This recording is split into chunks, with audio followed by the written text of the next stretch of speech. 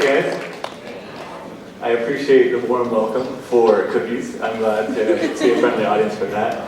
I made this first slide just because when I was invited to speak here, I assumed this is what the organizer was thinking.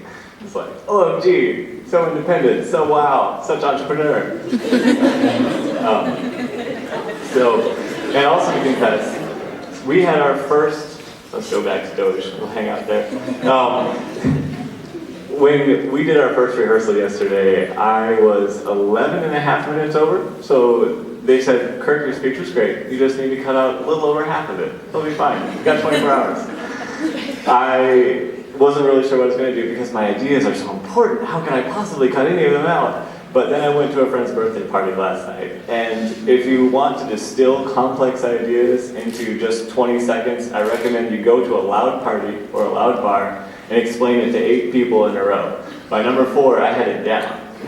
So, I'm just going to give you that preview. If you and I were sitting at a noisy bar and I had to tell you what my speech was about, this is what I would say. I'd say, it's about independence. It's about how it's not enough to just stick it to the man and throw away the rules. I'm going to tell people, you have to write your own rules. You have to decide who you're going to be. Then I give them 3 different examples, and then at the end, I challenge the audience to write their own rules. Pretty good, right? So, keep that in mind. I'm going to challenge you to write your own rules at the end, so pay attention. With that, first example, the American Revolution. I figured these guys kind of wrote the book, or the Declaration on Independence, so it's as good an example as I could find. They're fighting a war, they're capturing forts, they're sticking it to the empire. And while they're doing that, the Founding Fathers are starting to realize it's not enough to just win the war. It's not enough to not be a part of Britain anymore. They have to figure out who they are. So they write the Constitution. It's a set of rules. They're throwing away all the British rules, and they write their own rules. It seems counterintuitive, but the fact of the matter is, without the Constitution, without some kind of self-governance, the states would have fallen apart. Maybe another hungry world empire would have gobbled us up 100 years ago, who knows? But the fact is, they threw away the rules, but then they wrote their own rules, and it's lasted for hundreds of years, and so far it's going fine. Example 2, and here I show you some rules, right? That's more how it went down. There was a battle, but then there were lots of rules. Example 2 is my roommate, Jimmy. He was my roommate my freshman year of college. He had a 35 on his ACT. He was a National Merit Scholar, verifiable genius, a lot like Ishiri, who spoke 2 speakers ago. But unlike Ishiri, Jimmy spent all his time in his newfound independence and freedom at college, cutting class, playing Halo, and he flunked out 2nd semester. I think he's bagging groceries somewhere now. So that's what happens if you don't know who you are and you don't know what kind of rules you're going to operate with. A lot of you are moving from a place of dependence, of being defined by your family, by your school, by your current circumstances. Maybe you're going to college now, maybe you're moving away. Whatever you're doing, you're moving into greater independence in your life. So remember the good and the bad examples, and remember that freedom is great. You can abuse it, or you can use it. Now, next example is going to be Captain Cookie's rules. These aren't things that I wrote down explicitly when I started Captain Cookie, but as I sat down writing this speech, I realized that, you know what, this is what I do. This is why Captain Cookie has grown from one person making cookies in his house and selling them in coffee shops on the side to 4 trucks, a store, and over 400 employees. So keep this in mind. These aren't your rules. These are my rules. These work out well for me, but unless you're going to start a cookie truck business, and I don't recommend you do, there's already one. These are just a helpful guide for you to be thinking about.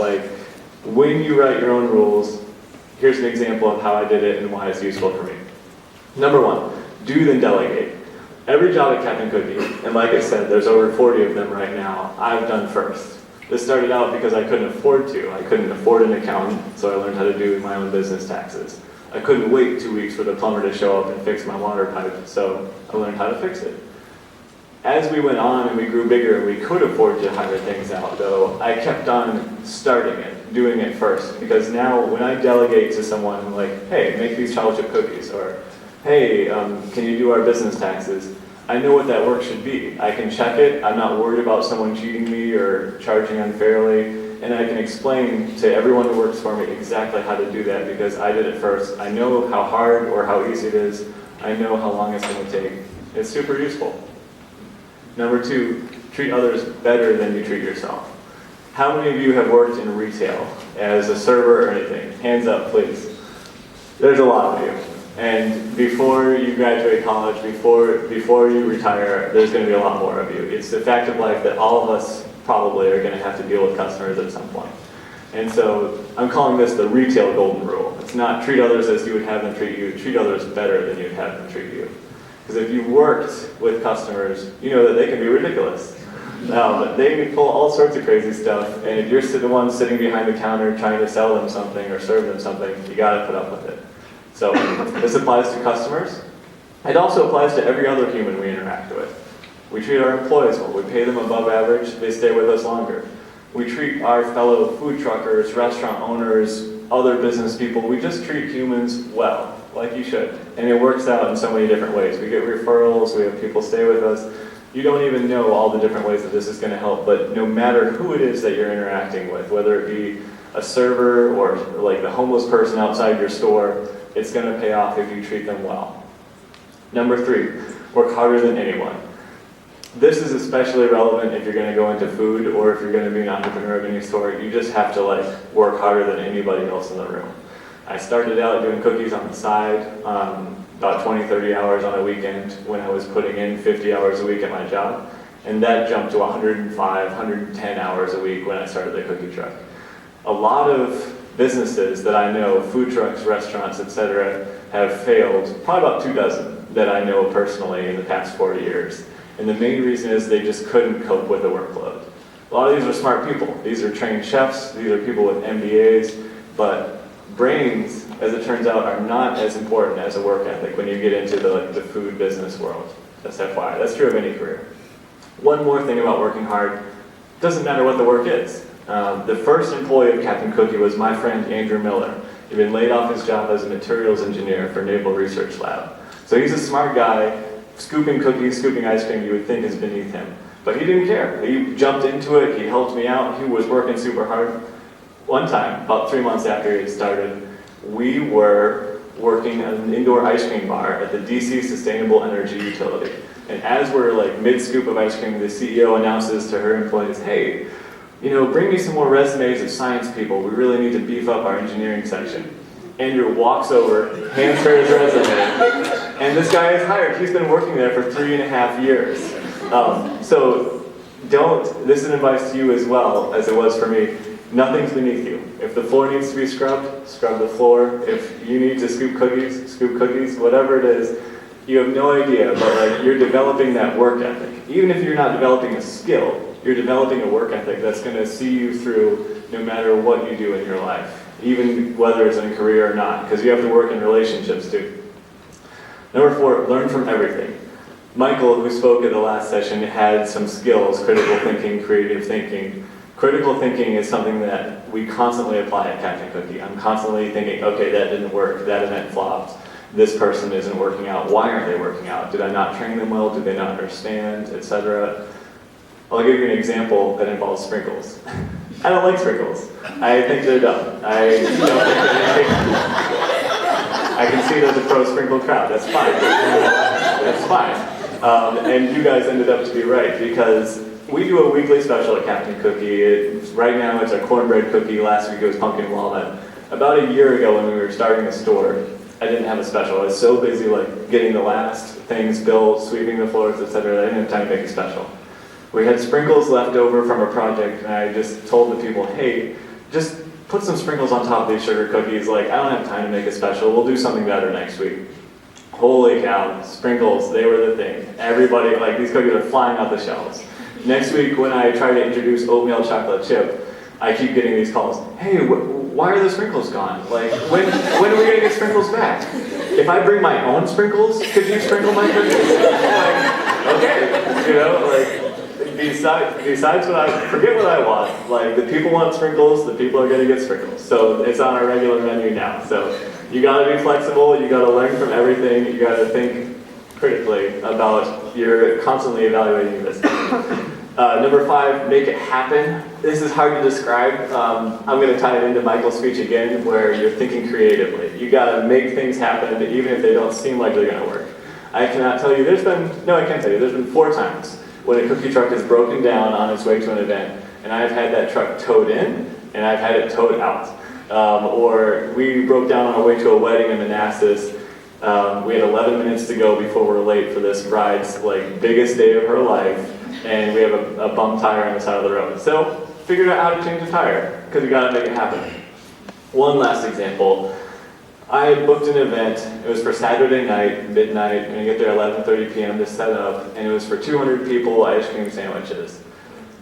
We're flash forward to Friday night, the night before the event. I worked an 18-hour day, I went to bed around 11 o'clock, I've been asleep for half an hour, and my phone rings. And this perky voice in the line says, "Hey, this is Mindy with Wedding Wire. We're just wondering where the cookie truck is." What? I think the first thing I said was, "Your event's tomorrow." Midnight Saturday, 12 a.m., Friday night. Whoops. Okay, so it's 11:45. I live half an hour away. They need 400 cookies for 200 servings. I've been working an 18-hour day. I've been asleep for half an hour. I am groggy. I do not want to do this. I wanted to say, "Guys, I'm sorry, we're not going to make it."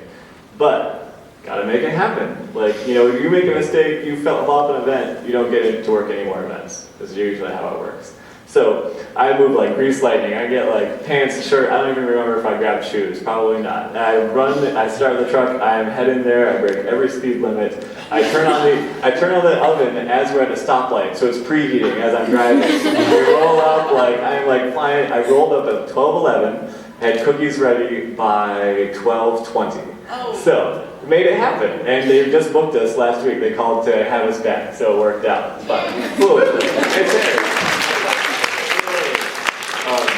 So, keep that in mind when you're thinking about your own rules and what you want in life. Sometimes it is not easy. Sometimes it seems like it's not going to work out, but you can make it happen, one way or another. And number 6, push your passion. You may not know what your passion is. I know what mine is. It's cookies, and it's everyone likes cookies, so it's cool. It's not as weird as if it were taxidermy or something like that. But I like cookies to an uncomfortable degree. I've been making them for 26 years. I churn my own vegan butter so that my vegan cookies are awesome. I will talk to you for half an hour about the properties of gluten in cookies. I push that passion on the customers so they know that these cookies, why are they better than Harris Teeter? Because they are better. Sit down. I push it on employees because you can't have just one guy who cares about cookies. Everybody who works at Captain Cookie has to care. They can't just be "Oh, these cookies are a little overdone, but they'll be fine." No, they're not. They have to be perfect. So you got to push that passion into the people that you're working with. And lastly, you have to push it into other people that, you may run a nonprofit, you may work at a business, you may have some point in your life you're going to have to sell someone else on what you believe to be right, on what your passion is. And so, for me, this happened one of the first times is when we were moving into a space. For the trucks, I don't need anyone else's buying. I can build a truck and I can launch it, and if people like it, great. But for the store, you have to convince that landlord, you have to convince that business that you are the best thing that could ever happen to 2000 Pennsylvania Avenue Northwest. There were 20 other businesses applying for our first retail store, and I had to compete against really well-established chains like Pinkberry. I had to push my passion of Captain Cookie and cookies into this landlord and make them believe that this fly-by-night startup cookie truck business would really be a responsible, profitable tenant. So, push your passion. Alright, so those are my rules. Next, up to you guys. I told you I was going to challenge you to write your own rules. First, you need to start by figuring out who you are right now and what your rules are. It's not something that you have written down. I would advise you to treat yourself like a research subject. Just like you would look at someone else and try to figure out, okay, who are they? Look at what you do. How do you greet your friends? How do you talk to your parents? What do you do in your free time? These are all clues. You'll eventually get a picture of okay, I'm a person who's late all the time, or I'm a person who's on time, or I'm a person who works really hard at things I care about and doesn't work hard at the other things. There's all sorts of things that you will find out and you can write down about yourself, and you can eventually figure out, okay, it looks like these are my rules for who I am right now. You may or may not like those. If you don't like them, improve them. There's nothing too small. Like, I did not start out having all of these lofty rules for Captain Cookie. They grew, and I practiced them, and it took a long time, and it was hard. I'll tell you, like, a silly small thing I do. I return grocery carts in the shopping lot. Like, we go to Restaurant Depot where you can buy flour in 50-pound sacks for like 15 bucks. And everyone who shops there is a food entrepreneur. They're really busy and important. They don't have time to return their grocery carts. And so like we're constantly running into things and getting dings in our cars. It's super lame. So before I leave, I consciously catch myself and like, Kirk, be a responsible person, like return your cart. It's small, like it's not going to win us any business. It doesn't really matter, but it's a discipline that I enforce on myself so that I continue to be a responsible person. And I think that small action translates into larger things in the context of business. It makes me more responsible. When I book an event, like I'm going to be there because I'm responsible now, because I've been training to do so. So think about yourself, observe yourself, maybe ask others like who you are right now, and you'll figure it out, and then you can improve on it. It can be like the sword of Gryffindor, taking only what makes you stronger. So, in closing, I challenge you to be better than you can do right now. Thanks very much.